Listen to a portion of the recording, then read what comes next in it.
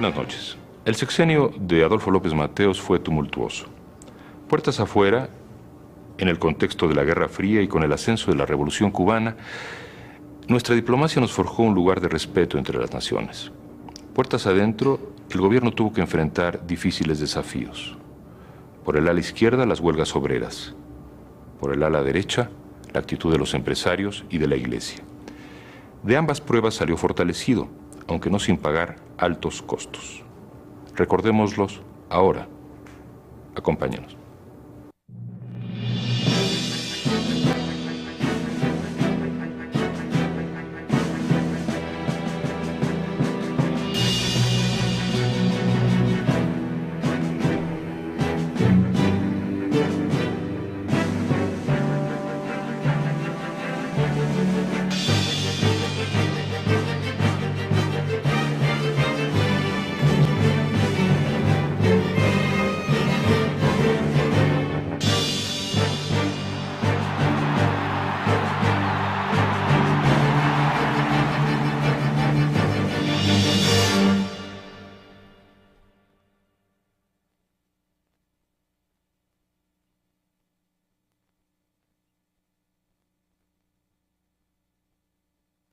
A todos nosotros toca seguir adelante por la ruta trazada por la Revolución Mexicana hacia la ineludible grandeza nacional.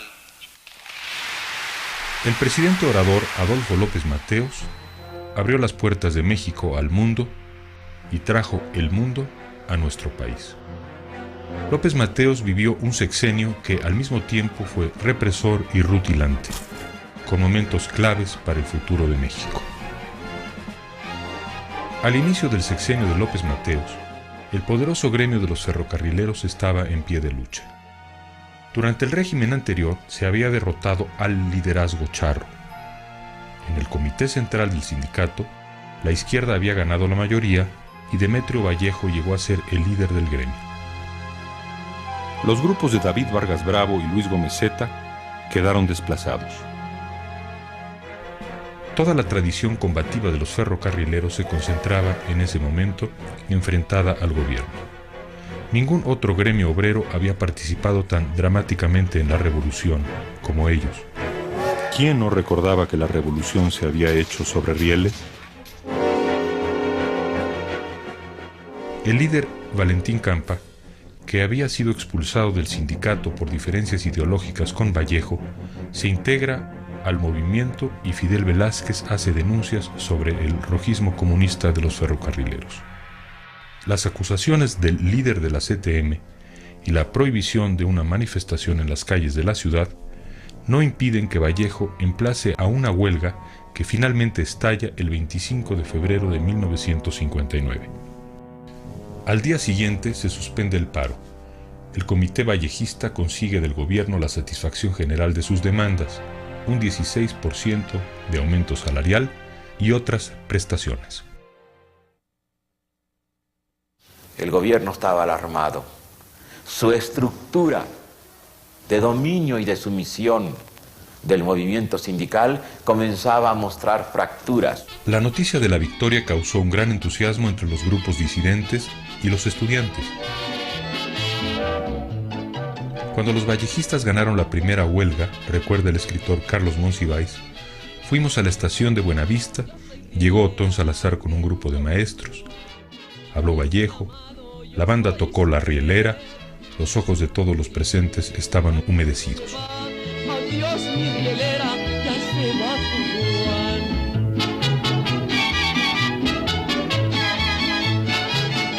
Unos días más tarde, las cosas cambian.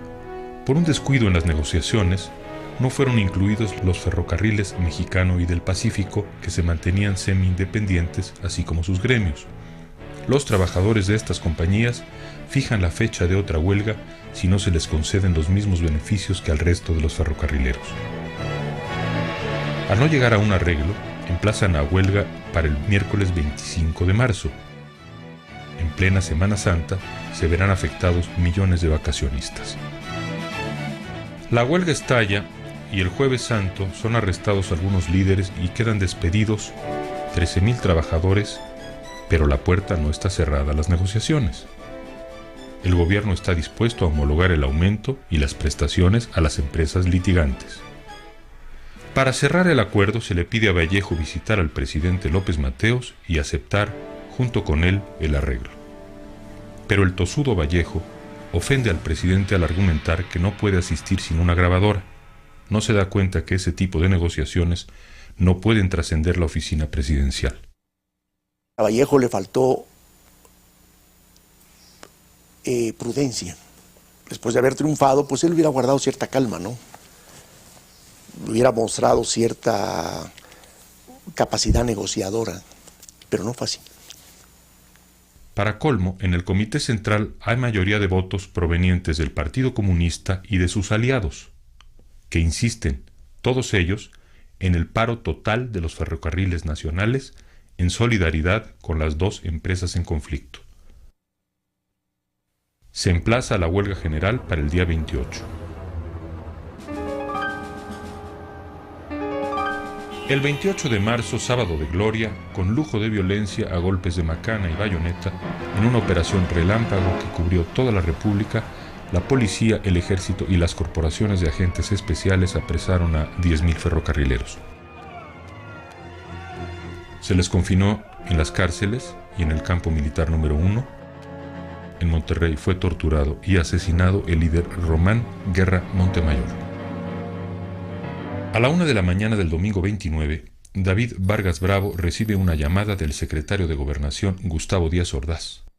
Lo quería ver de inmediato en Bucareli. Y bueno, naturalmente usted está enterado de los acontecimientos, ¿no? ¿Cuáles acontecimientos? Tenemos enjaulados, ya presos, a Demetrio Vallejo, a todo su ejecutivo, y como a 1,000 gentes más aquí en la Ciudad de México. En toda la República, los gobiernos locales ya tomaron todas las secciones. No hay sindicato.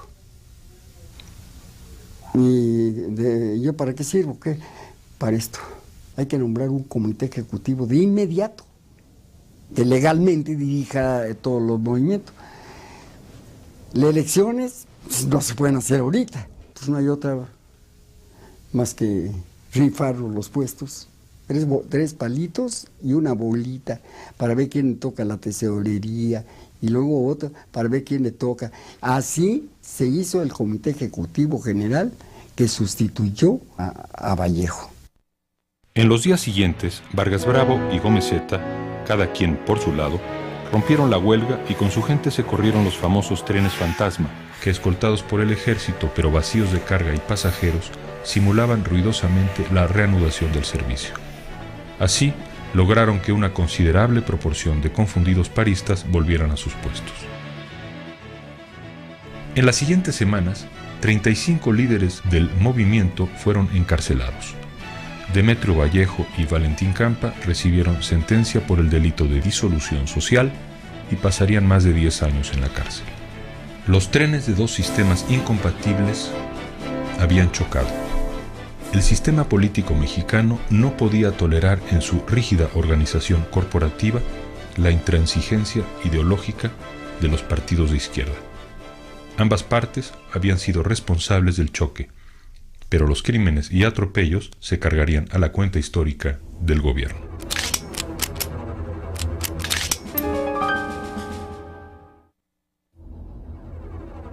Como secuela de la insurgencia ferrocarrilera, en 1959 se registraron cifras altísimas de huelgas.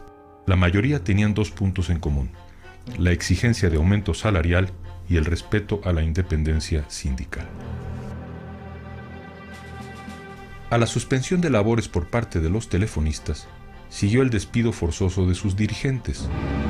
El 4 de agosto, la policía montada dispersó una manifestación del movimiento revolucionario del Magisterio acaudillado por Otón Salazar.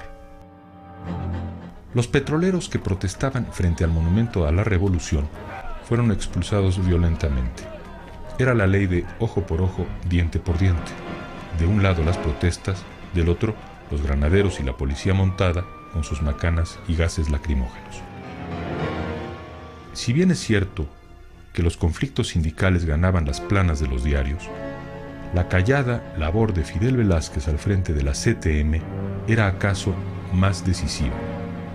Millones de trabajadores en empresas de la iniciativa privada se avenían de manera voluntaria y natural a los métodos pragmáticos del hombre que los representaba frente a las empresas y al gobierno y que lograba para ellos un aumento constante en su salario. Las relaciones nuestras con él no tuvieron ningún problema que nos distanciara y pudimos convivir con López Mateos durante 6 años. Aunque acotada al ámbito oficial, la inquietud sindical era un hecho y había que desfogarla. López Mateos comprendió que era preciso abrir la válvula y permitir el ascenso paralelo de nuevos líderes. Así ocurrió con el nuevo y carismático líder de los petroleros, Joaquín Hernández Galicia, apodado La Quina. En cuanto al gremio más revolucionario de todos, el de los ferrocarrileros, el presidente optó por encargar el manejo de la empresa al mismísimo Luis Gomezeta. López Mateos le decía pariente y apreciaba a tal grado su intervención en la puesta en marcha de los servicios en 1959 que en 1963 le regaló la oportunidad de destapar al próximo presidente. Durante su sexenio, López Mateos logró mantener una gran estabilidad política. Sin embargo, hubo problemas en Baja California y en el bronco estado de Guerrero. Pero lo que ocurrió en San Luis Potosí, la tierra de Gonzalo N. Santos, es punto y aparte. San Luis Potosí era su coto de caza, su califato, como cínicamente decía su amigo Ruiz Cortines. En ese feudo, el cacique imponía la ley de los 3 hierros: encierro, destierro y entierro. Miles de anécdotas correrían sobre aquel hombre que no necesitaba mandatarios para su estado, sino veladores. Para robar, nomás yo, tales por cuales, decía Santos, cuando era gobernador. Pero a partir de 1958, las cosas cambiarían mucho para el eterno cacique. El 1 de noviembre, a un mes de la toma de posesión de López Mateos, el doctor Salvador Nava constituía la Unión Cívica Potosina, con el propósito de desplazar democráticamente a Gonzalo N. Santos. Poco después se realizaba el milagro nunca visto de unificar al PAN, los anarquistas, los comunistas y hasta algunos sectores del PRI, todos en contra del cacique. Nava fue postulado para la presidencia municipal de San Luis Potosí y obtuvo en las elecciones más de 26,000 votos, mientras que el candidato apoyado por Santos solo 1,683. El letrero "Esta casa votó por Nava" se veía en muchas ventanas. Al gobierno le pareció un buen momento para retirar su apoyo militar al cacique y la democracia logró un triunfo sin precedentes en la historia contemporánea de México. Nava ejerció una administración transparente. Cada semana informaba al pueblo por radio sobre el avance de las obras de su gobierno y diariamente en las paredes del Palacio Municipal aparecía una lista pormenorizada sobre el uso de los dineros públicos. Sin embargo, 2 años después, cuando Nava se postuló para gobernador, las cosas no salieron de la misma manera. Pensó que podía ganar su postulación dentro del PRI.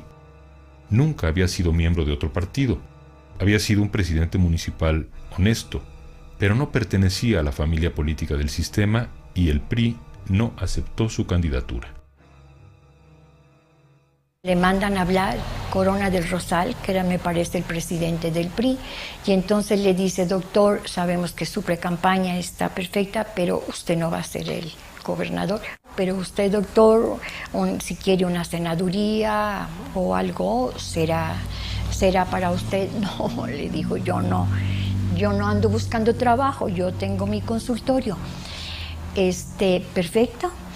Bueno, han de haber gastado dinero, lo que se necesite. No, general, le dijo, no, tampoco.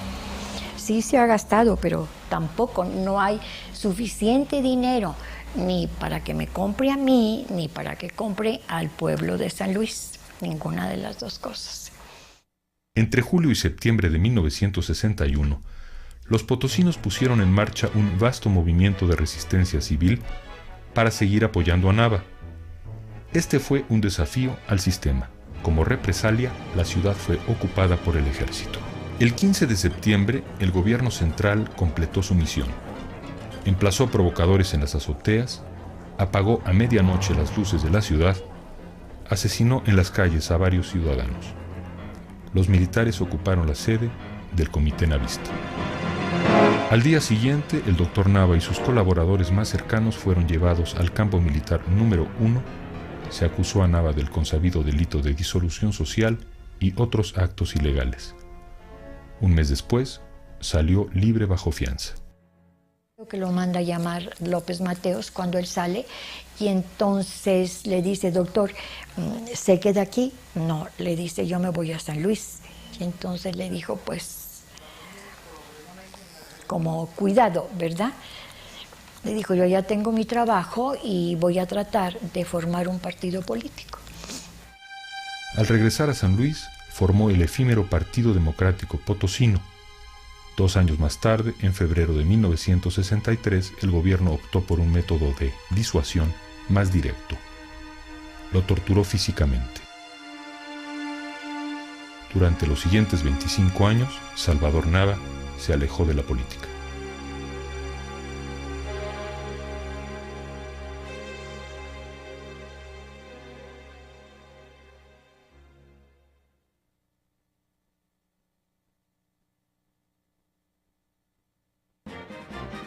A punto de conmemorarse los 50 años de la Revolución Mexicana, en septiembre de 1960, López Mateos nacionalizó con gran bombo y platillo la industria eléctrica. Era un eco de la expropiación petrolera de 1938. Económicamente, la operación fue mucho más clara y barata que la expropiación de Cárdenas, ya que en este caso las compañías extranjeras querían vender las empresas. Si bien careció del dramatismo de 1938, pagó grandes dividendos políticos porque la recuperación de los recursos nacionales había sido la principal bandera del cardenismo. Tras la huella de Vasconcelos, el gobierno de López Mateos revivió la práctica de los desayunos escolares y echó a andar un plan de 11 años para elevar la educación del país. En febrero de 1959 y bajo la dirección de Martín Luis Guzmán, se creó la Comisión Nacional de los Libros de Texto Gratuitos, cuyo objetivo era editar y distribuir millones de textos únicos para todos los niños de las primarias mexicanas. Gratuitos, libros de texto, pero también obligatorios y únicos. Por supuesto que respecto de la supuesta gratuidad del libro de texto, el PAN siempre la ha apoyado. Pero en lo que sí habíamos estado y seguimos estando en contra es de que sean únicos y que sean obligatorios. En la redacción del texto de la época de López Mateos sí apunta un poco el estatismo y en cierta forma también el socialismo, pero ya muy matizado, no es la época brava del cardenismo, y el texto único causó mucho desasosiego, especialmente entre los empresarios del norte del país, que lucharon a brazo partido contra la implantación del texto único. Entre las grandes obras de beneficio social, se inauguró el Centro Médico Nacional. Este complejo hospitalario, el más importante del país, ofrecería un alto nivel de servicios médicos a los trabajadores afiliados al Seguro Social.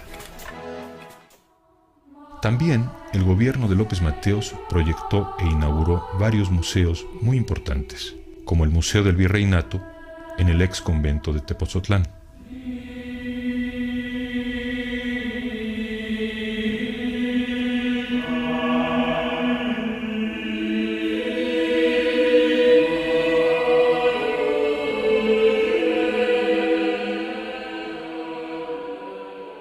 Y presidido por la inmensa mole de Tlaloc, el dios de la lluvia, el extraordinario Museo Nacional de Antropología e Historia.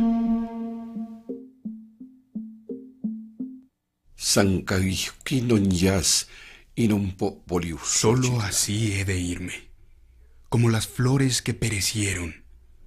Nada quedará en mi nombre, nada de mi fama aquí en la tierra. al menos flores, del Xochitl, al menos cantos, del Cuicatl. Tulacal U, Tulacal Ja. Toda luna, todo año, todo día, todo viento camina y pasa también. También toda sangre llega al lugar de su quietud. Tenemos que seguir el camino. Adolfo López Mateos tomó posesión como presidente de la República el 1 de diciembre de 1958. Un mes después, Fidel Castro entró con sus tropas a la ciudad de La Habana. La victoria de la Revolución cubana llenó de esperanza al expresidente Cárdenas. Unos años antes había intercedido con el presidente Ruiz Cortines para evitar la extradición de los rebeldes cubanos que vivían clandestinamente en nuestro país. El 26 de julio de 1959, Castro habla frente a casi 1 millón de eufóricos cubanos y anuncia su decisión de reasumir el cargo de primer ministro. A su lado está el general Lázaro Cárdenas. Hace tiempo que Cárdenas no oculta su simpatía por la izquierda y critica la política de Estados Unidos con América Latina. Años antes había participado en una manifestación de protesta contra la invasión a Guatemala y durante el sexenio de López Mateos se convierte en una figura simbólica de los movimientos de izquierda. Cuando se produce la fallida invasión a Playa Girón, respaldada por la CIA en abril de 1961, Cárdenas pretende salir del país para luchar del lado de los cubanos. Yo oigo por Radio Universidad que el general Cárdenas está en el aeropuerto internacional de la Ciudad de México porque va a salir a Cuba y a incorporarse a la defensa de la isla. Entonces me fui al aeropuerto y llegué y el general Cárdenas me recibe y me dice, ¿también me vienes a despedir o algo así? Digo, no señor, me vengo a incorporar, voy con usted si no tiene inconveniente. Ahí me quedé. Nos dijeron que no había avión, el gobierno definitivamente impidió la salida. Entonces Cárdenas preside un mitin en el Zócalo. Desde el toldo de un automóvil habla contra el gobierno de los Estados Unidos por apoyar a los regímenes dictatoriales y propone una campaña contra el país que piensa que puede controlar todo con el oro. El presidente López Mateos contenía apenas su rabia. Cárdenas actuaba con una desenvoltura política que rayaba en la insubordinación. Se dice que los comunistas están encerrando a usted en una madeja peligrosa, le dijo López Mateos a Cárdenas. El expresidente responde que el único peligro real en América Latina no es el comunismo, sino la miseria. Cárdenas disfrutaba de su alianza con la joven generación de izquierda, que decepcionada de los resultados de la Revolución Mexicana, se entusiasmaba con la cubana. En agosto de 1961 había participado en la fundación del Movimiento de Liberación Nacional, el nuevo ensayo de unificación de los movimientos y personas de izquierda. Sin embargo, cuando López Mateos destapa a su sucesor, Díaz Ordaz, Cárdenas, que nunca se salió de los límites del sistema, apoya su candidatura. Esto acaba con la fuerza del Movimiento de Liberación Nacional. En esos años, el gobierno ordenó al ejército que interviniera en el problema obrero y en otras situaciones conflictivas. Pero quizá el episodio individual de represión que dejaría una huella más profunda en la oposición fue el que se cometió contra el líder campesino de la región zapatista de Morelos, Rubén Jaramillo, quien durante años había luchado por el reparto de tierras en el estado. El 23 de mayo de 1962, Jaramillo y su familia fueron asesinados. Como presunto responsable se manejó el nombre del general Gómez Huerta, jefe del Estado Mayor Presidencial. Sobre el hecho existen versiones contradictorias y nunca se aclaró si el presidente estaba enterado o si los asesinos actuaron a sus espaldas. Muchos se lo achacaron a Gobernación y al general Gómez Huerta. Pero en realidad todo quedó pues sin esclarecerse. 5,000 campesinos acudieron a su entierro protestante en Jojutla. Carlos Fuentes escribió un reportaje que rescataba las voces de dignidad y dolor de los campesinos en Morelos. Nos han matado a los que eran las piernas y los brazos de los desamparados.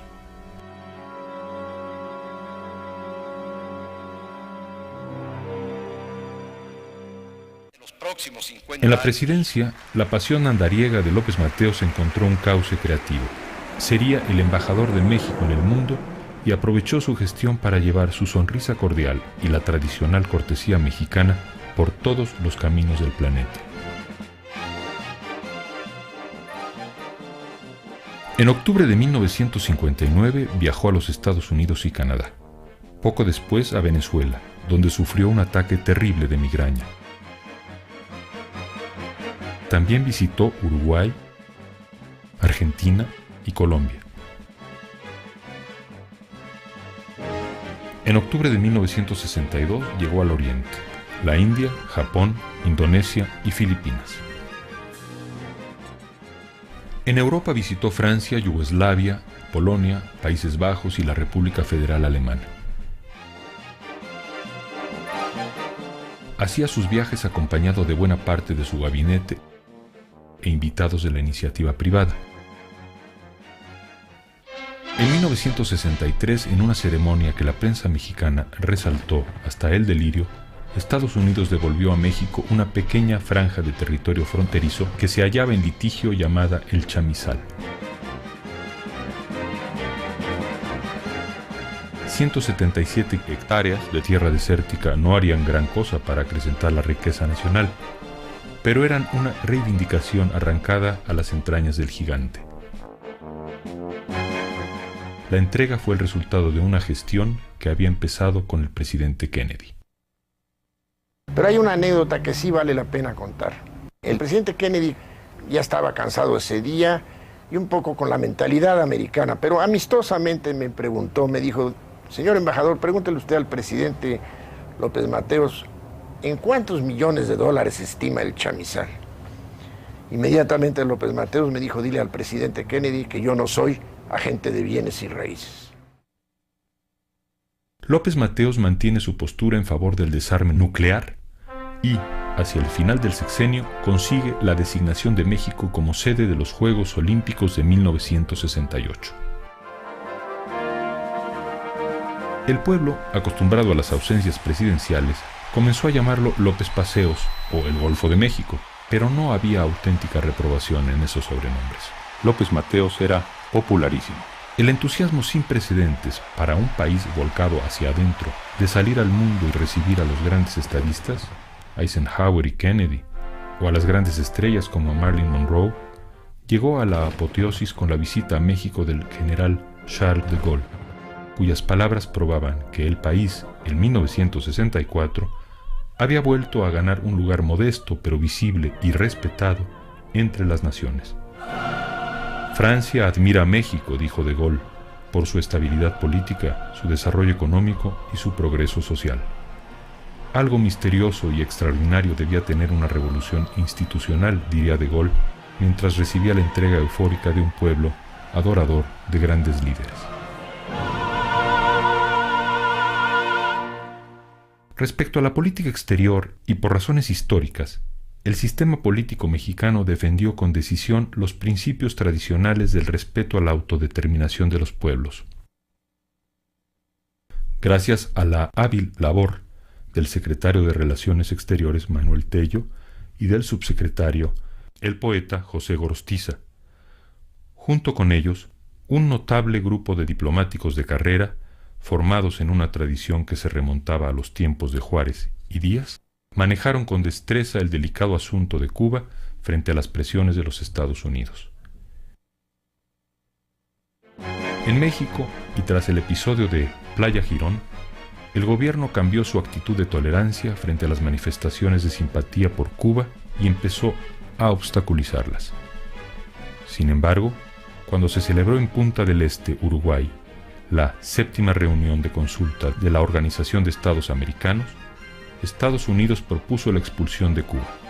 México, con su característica sutileza diplomática, se rehusó a apoyar la propuesta mediante una argucia de procedimiento.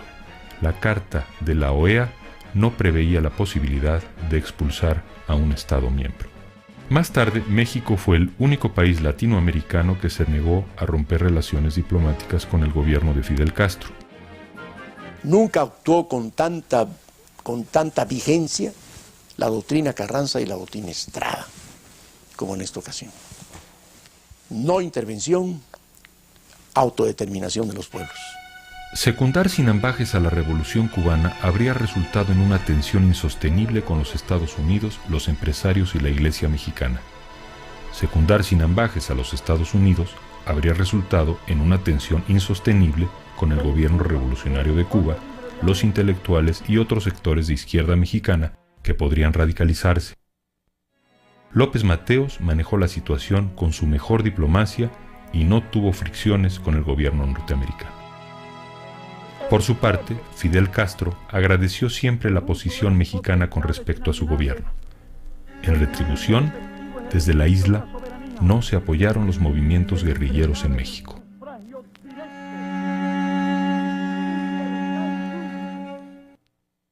Cuando sube López Mateos, tiene lugar una serie de incidentes internacionales importantísimos en la vida de México que ponen en duda si el presidente era socialista o no, porque él se manifestó absolutamente partidario de Castro. En un discurso que provocó revuelo, el presidente se refirió a su régimen como de extrema izquierda dentro de la Constitución. Infortunadamente, gentes dentro del gobierno, en el Senado, en la Cámara de Diputados, en el partido, empezaron a hablar de que el gobierno era un gobierno de izquierda. Entonces, con eso, la desconfianza se nos acentúa, empieza a fugarse el dinero. Extrañamente, los severos golpes que a diestra y siniestra repartió el régimen a los sindicatos insurgentes al principio del sexenio no bastaron para convencer a los grupos más poderosos de la iniciativa privada de que el sistema no toleraría la ruptura del movimiento obrero por parte de los comunistas. Más que un lineamiento político real, la referencia a la extrema izquierda era una argucia retórica ante la izquierda que presionaba desacreditando a la vieja revolución mexicana frente a su joven homóloga cubana. Era también, tal vez, una compensación retórica a los recientes encarcelamientos de líderes obreros, pero la iniciativa privada lo leyó como una señal clara de un cambio de rumbo. Ayer Cuba, mañana México. Por fin, el 24 de noviembre de 1960 apareció en los periódicos un texto que resumía la postura de los empresarios. Hay un famoso documento en la historia de las relaciones del Estado con los empresarios que se titulaba así, fue un documento publicado en aquel entonces, ¿por cuál camino, señor presidente? Y se le interrogaba al presidente López Mateos si iba a seguir con una política intervencionista, con ribetes de socialismo o no, para saber a qué atenernos. Suscribían el texto las grandes organizaciones de la iniciativa privada mexicana, industriales, banqueros, comerciantes y empresarios en general. El gobierno respondió de inmediato y con desusada amabilidad a través del secretario de Hacienda, Antonio Ortiz Mena. El objetivo del régimen, explicó, era favorecer el desarrollo económico del país sin competir con la iniciativa privada. Los términos y el tono de la respuesta tranquilizaron los ánimos. Antonio Carrillo Flores, embajador de México en Washington, preguntó durante un juego de golf a su amigo el empresario Juan Sánchez Navarro: ¿No tienen ustedes suficiente libertad? Sí, pero está amenazada por el gobierno. Deben ustedes distinguir las formas del contenido. La Iglesia también reaccionó a la retórica de López Mateos sobre Cuba y el socialismo. Pero muy pronto se sintió reconfortada al descubrir que aquello no iría más allá de las palabras. Sin embargo, en los años 60 se inició la campaña Cristianismo sí, comunismo no. Rehabilitada políticamente desde los tiempos de Ávila Camacho, la Iglesia se expandía con sus actividades pastorales y caritativas. También se consolidaba en el ámbito de la educación privada a todo lo largo y ancho del país. Y con las acciones del gobierno, que denotaban claramente que México no sería como Cuba, se sintió cada vez más allegada al sistema. Pero dentro de la Iglesia misma, algo nuevo se estaba construyendo. Muchos sacerdotes jóvenes, en los años 60, se sintieron cautivados por el Concilio Vaticano II, instaurado por Juan XXIII, y tomaron como consigna la opción preferencial por los pobres, entre ellos el obispo Sergio Méndez Arceo y Samuel Ruiz, de San Cristóbal de las Casas, en Chiapas. La pobreza generada por la manera como funciona la sociedad. Y entonces, ante el tercer mundo, ante el mundo de la pobreza, la Iglesia, en su manera de relacionarse, descubre lo que es y lo que tiene que ser. Se clarifica su misión, pero al mismo tiempo se determina su misión. Si no está en una adecuada relación con el mundo de la pobreza, no cumple con su tarea y deja de ser la Iglesia de Jesucristo. Al final del sexenio, el balance para López Mateos era bastante positivo. El sistema había pasado casi indemne una prueba de fuego. Había terminado con la insurgencia obrera y la subordinación se había reforzado en casi todos los sectores. Solo en las nuevas zonas de la izquierda, la cultura, las universidades y los sectores de la Iglesia comprometidos con la opción por los pobres, se gestaba un movimiento opositor al sistema tan radical como el cristero o sinarquista, pero no inspirado en el grito de «Viva Cristo Rey», sino en el triunfo de la Revolución cubana. Mientras López Mateos cruzaba el Pacífico, en uno de sus viajes, estalló la crisis de los misiles entre Cuba y Estados Unidos. Esto le dio la oportunidad a su secretario de Gobernación, Gustavo Díaz Ordaz, de vivir uno de los momentos más importantes de su carrera política. Cuando el embajador norteamericano Thomas Mann lo cuestionó sobre la posición que asumiría México ante el conflicto, Díaz Ordaz respondió que al tratarse de misiles de ataque controlados por los rusos y no de defensa, se sumaba a la resolución de que fueran desmantelados y retirados inmediatamente de la isla. Se comunicó con el presidente a Hawái y le informó sobre lo que le había dicho al embajador. Horas después, López Mateos hizo el anuncio oficialmente. Cuando regresó de su viaje, el presidente no tenía dudas sobre quién sería su sucesor. La economía del país crecía sólidamente al 6% anual y era claro que el nombre de México repuntaba en la bolsa del crédito financiero y político del mundo. Los años de orden, paz y progreso que el país disfrutaba desde 1940 comenzaban a redituar. En el exterior se hablaba del milagro mexicano. Parecía el mejor de los mundos posibles. El presidente era auténticamente popular y la gente lo aplaudía cuando iba al box o a una corrida de toros. Uno de los chistes más populares del sexenio. Cuando en la mañana a López Mateos se le solicitan órdenes sobre la agenda del día, contesta: ¿qué nos toca ahora? ¿Viaje o vieja? En muchos momentos, el chiste había correspondido a la realidad. Cuando no viajaba por los caminos del mundo, el presidente invitaba a algún amigo, abordaba su flamante Maserati y, escapándose de su propio cuerpo de seguridad, a veces sin dinero en las bolsas, corría a toda velocidad por las carreteras del país. Y cuando el Maserati descansaba, el amoroso tomaba el turno. López Mateos rompía vallas para saludar a las guapas muchachas. Sabía que el pueblo festejaba sus amoríos porque demostraban que el presidente es macho. Su sexenio no había sido tan blanco como el de Cárdenas, ni tan honesto como el de Ruiz Cortines, pero fuera de los gremios sindicales y campesinos que había golpeado, la gente tenía poco que reprocharle. ¿Quién estaba gobernando realmente el país desde el punto de vista político? Díaz Ordaz tenía el control político del país. Yo creo que quien conocía más al país, quien tenía más al país en sus manos era desgraciadamente, bueno, era el licenciado Gustavo Díaz Ordaz. Un gran amigo del presidente, Víctor Manuel Villegas, recuerda una conversación en los últimos días de su gestión. Llegué yo con el presidente a la hora que me dijo, a las 6, el ayudante me pasó, y las palabras de López Mateos, las fundamentales son estas. ¿Cómo estás?, le decía yo. Entonces la palabra de repente, jodido, me dijo. Y agachó la cabeza y dice, mira, ya la ropa le quedaba floja y estaba medio calvo de aquí arriba, ¿no?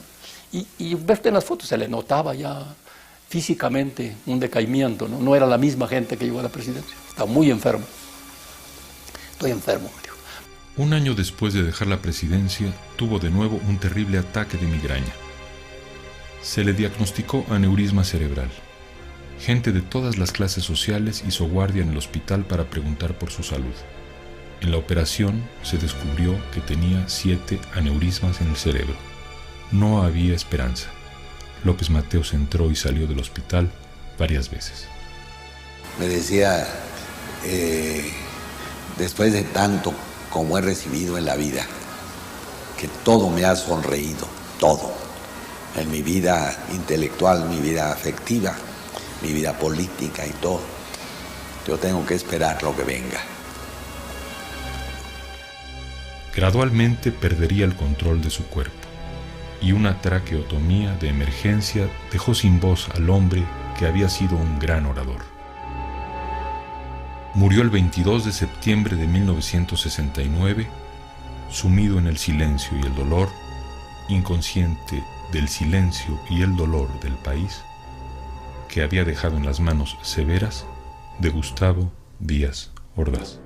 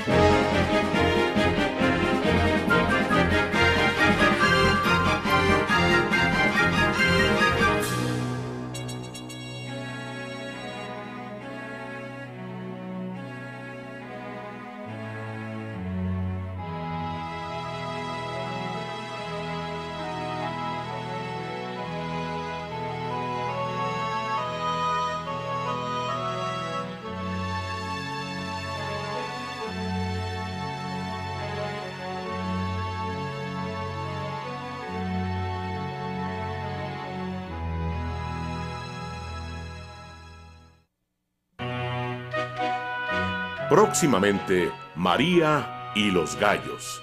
Forma tu Videoteca de México.